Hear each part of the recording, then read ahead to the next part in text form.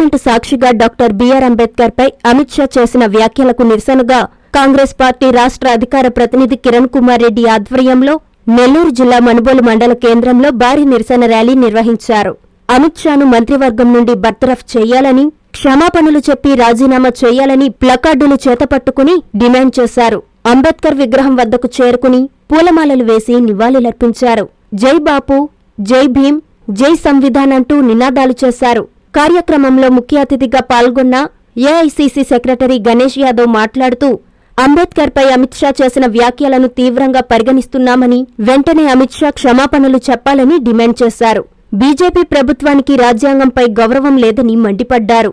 ఈ కార్యక్రమంలో జిల్లా నాయకులు, కార్యకర్తలు పాల్గొన్నారు.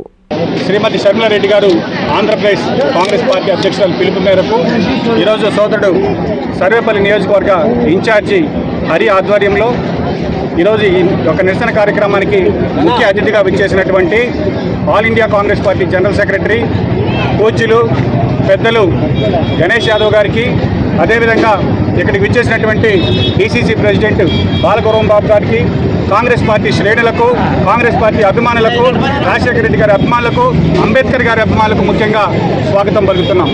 ఈరోజు దేశంలో రాజ్యాంగం మీద వివిధ రకాల దాడులు జరుగుతూ ఉన్నాయి.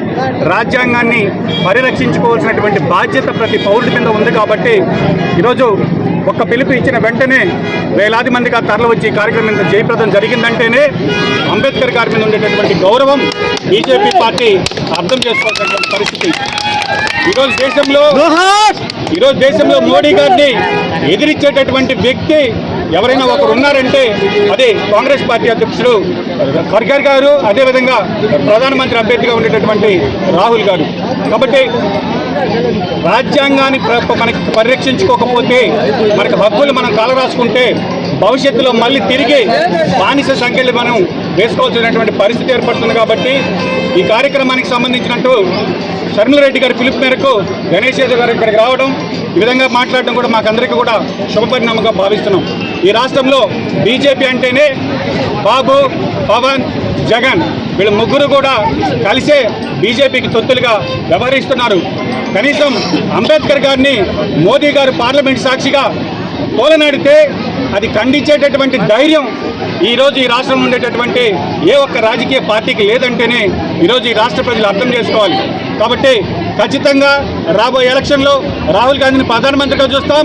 అదేవిధంగా ఈ రాష్ట్రానికి తొలి మహిళా ముఖ్యమంత్రిగా రాజశేఖర రెడ్డి బిడ్డ షర్మిలమ్మని రాష్ట్ర ముఖ్యమంత్రి చేసే వరకు కాంగ్రెస్ పార్టీ శ్రేణులని కూడా కష్టపడి పనిచేస్తామని తెలియజేస్తున్నాం.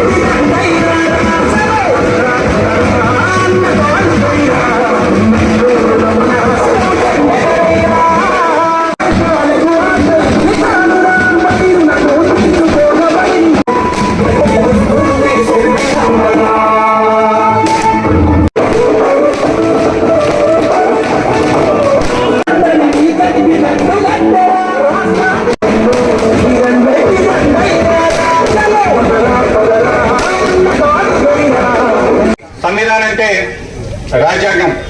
ఈరోజు రాజ్యాంగం 75 సంవత్సరాలు